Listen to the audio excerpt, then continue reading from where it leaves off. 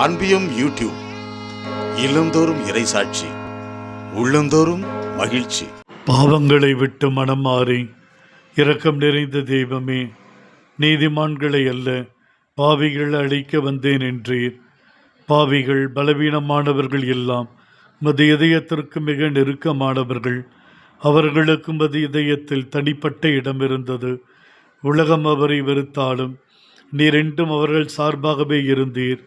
இந்த உலகமே எதிர்த்தாலும் நீர் அவர்களுக்காகவே இருந்தீர் என்ற நம்பிக்கை அவர்களுக்கு எப்பொழுது இருந்தது.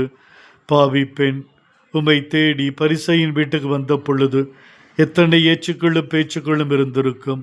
அவமானப்படுத்தப்பட்டிருப்பாள், குறுகி போயிருப்பாள். கடின வார்த்தை தாக்குதல் நேரடியாக நடந்திருக்கும்.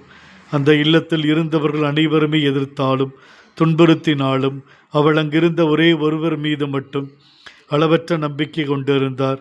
எத்தனை ஆயிரம் பேர் எனக்கு எதிரே வந்தாலும் என்னோடு எனக்காக இருக்கிறார் என்கிற அந்த உறுதி ஒன்றுதான் தைரியமாய் அவளை உள்ளே வர வைத்தது.